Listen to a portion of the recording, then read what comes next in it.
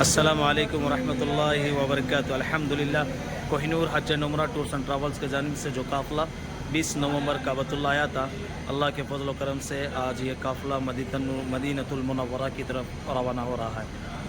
یہ ہمارا ہوٹل تھا جہاں مکہ میں ہماری یہ رہائش گاہ تھی، بس ابھی لوگ نکلے ہیں ماشاءاللہ مکہ سے نکل کر کے ابھی ہمارا قافلہ مدینہ روانہ ہو رہا ہے۔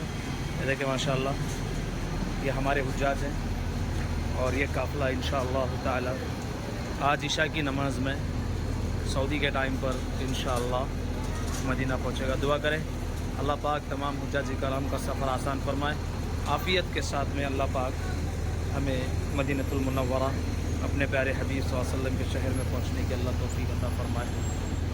دعا کریں اللہ پاک اخلاص کے ساتھ اس کام کو کرتے رہنے کی توفیق عطا فرمائے۔ اگلا قافلہ انشاءاللہ جنوری کی 9 تاریخ کو نکلے گا۔ السلام۔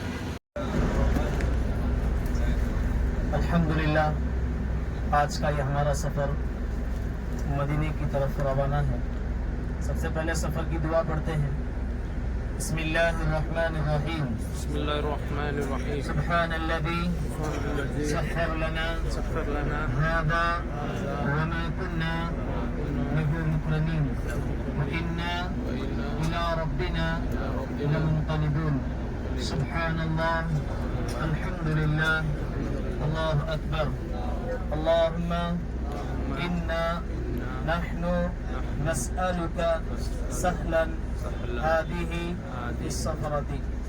معزز حجاج اکرام، الحمدللہ اللہ رب العزت کے فضل و کرم سے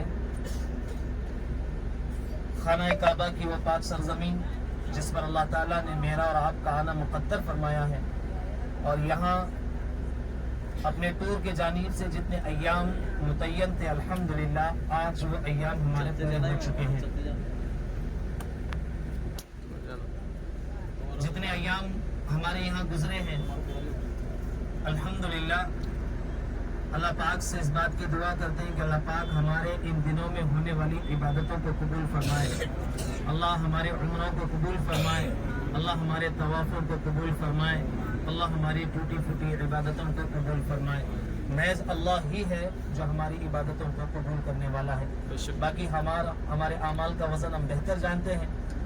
اب گاڑی لوفا لے رہی ہے، یعنی گاڑی جو ہے کراس ہو رہی ہے یہاں سے، تو آپ اپنے سیدھے طرف دیکھیں انشاءاللہ، سیدھے ہاتھ کے جانب جیسے گاڑی گھومتے رہے گی، سیدھے ہاتھ کے جانب دیکھیں، مسجد حرم کی میناریں، مسجد حرم کی دیواریں آپ کو نظر آئیں گی۔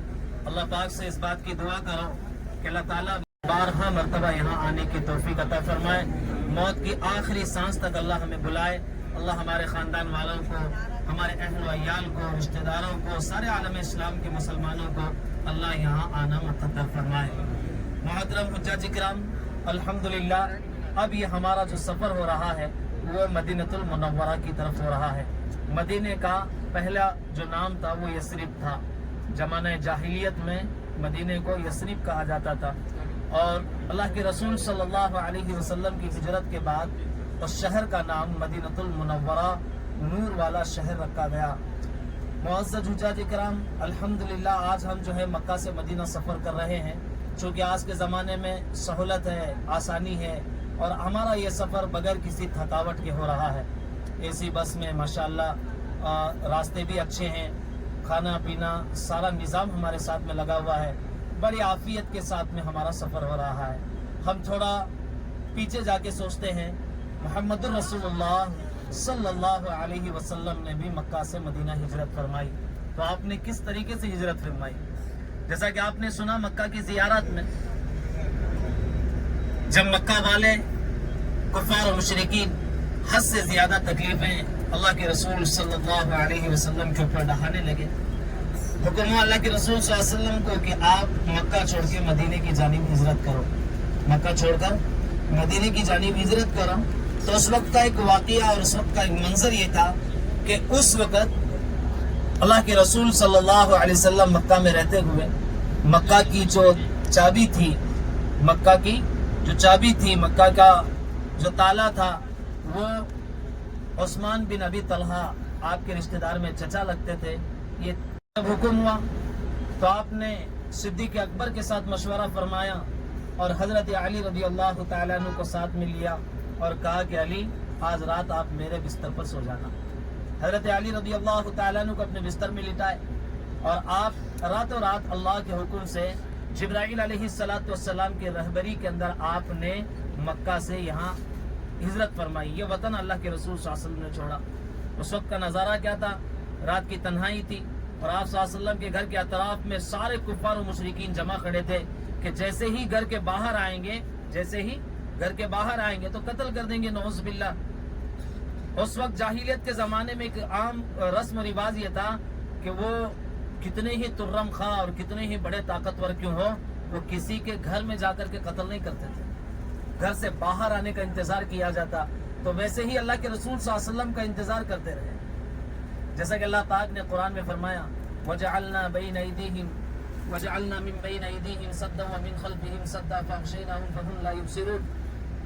ان کے سامنے سے، ان کے بیچ سے اللہ کے رسول صلی اللہ علیہ وسلم گزر گئے، ان کی آنکھوں کو نظر تک نہیں آئے. اللہ پاک نے کافروں کی آنکھوں پہ، نظروں پہ پردہ ڈال دیا کہ آپ صلی اللہ علیہ وسلم تو نکل گئے اور کفار رات بھر اللہ کے رسول صلی اللہ علیہ وسلم کے بستر پر کنکریاں مارتے رہے، پتھر مارتے رہے، جبکہ بستر کے اندر حضرت علی رضی اللہ تعالیٰ عنہ فرماتے ہیں کہ آپ صلی اللہ علیہ وسلم یہاں سے نکلے، رہبر آپ کے ساتھ تھے، صدیق اکبر رضی اللہ تعالیٰ عنہ. آپ چلے تو صدیق اکبر نے راستے میں کہا کہ اللہ کے رسول میں ایک غار جانتا ہوں، ہم وہاں چلے جائیں گے، پھر اس کے بعد سورج کی روشنی میں ہم یہاں سے سفر کرتے ہیں. تو آپ جبل سور چلے گئے. جبل سور پہاڑ دیکھ کے آئے نہیں مکہ کی زیارت میں؟ جبل سور، جبل کے معنی پہاڑ، سور کے معنی بیل، وہ پہاڑ بیل کے نما نظر آتا ہے. تو آپ وہ غار کے اندر چلے گئے. اب غار کا واقعہ ماشاءاللہ آپ نے سنا ہے کہ اللہ کے رسول صلی اللہ علیہ وسلم اپنے پنجوں کے بل چل رہے تھے. صدیق اکبر کبھی آپ کے آگے آتے، کبھی آپ کے پیچھے آتے. اللہ کے رسول پوچھتے، ابو بکر صدیق فرماتے اللہ کے رسول خوف ہے، ڈر ہے، کہیں کفار چھپ کر نہ بیٹھے ہوں، آگے سے حملہ کرے، پیچھے سے حملہ کرے، اس لیے میں کبھی آپ کے آگے آتا ہوں اور کبھی آپ کے پیچھے آتا ہوں. اللہ کے رسول صلی اللہ علیہ وسلم نے فرمایا اے صدیق اکبر، اللہ تم سے راضی ہو، لیکن اللہ ہی ہماری حفاظت کرنے والا ہے. تو آپ پنجوں کے بل چل رہے تھے، پہاڑ ابھی بہت باقی تھا. فرماتے ہیں کہ اللہ کے رسول صلی اللہ علیہ وسلم کے پیر سے خون بہنے لگا. پھر صدیق اکبر نے کہا اللہ کے رسول آپ میرے کندھوں پر سوار ہو جاؤ. صدیق اکبر اللہ کے رسول صلی اللہ علیہ وسلم کو اپنے کندھوں پہ سوار کر کے جو ہے غار پہ چلے گئے. پھر غار کے اندر چلے گئے تو غار کو صاف کیا. غار کے اندر کئی سارے سوراخ تھے، ان سوراخوں کو بند کر دیا. ایک سوراخ باقی تھا. سیدنا ابو بکر صدیق رضی اللہ تعالیٰ عنہ اس سوراخ پہ اپنی ایڑی لگا کر کے بیٹھ گئے. پھر اللہ کے رسول صلی اللہ علیہ وسلم نے کہا کہ اللہ کے رسول اب اندر تشریف لاؤ. آپ صلی اللہ علیہ وسلم آئے تو آپ صلی اللہ علیہ وسلم صدیق اکبر کے ران پر، آپ کے پیر پر سو گئے. تھکان تھی، رات کا سفر تھا، پیدل تھا، پیر زخمی تھے. صدیق اکبر رضی اللہ تعالیٰ عنہ اللہ کے رسول صلی اللہ علیہ وسلم کو اپنے گود میں سلائے کہ جہاں پیر رکھا تھا اب وہاں ایک موذی جانور، ایک زہریلا جانور آپ کو کاٹ رہا ہے. اور وہ کیا تھا؟ وہ سانپ تھا.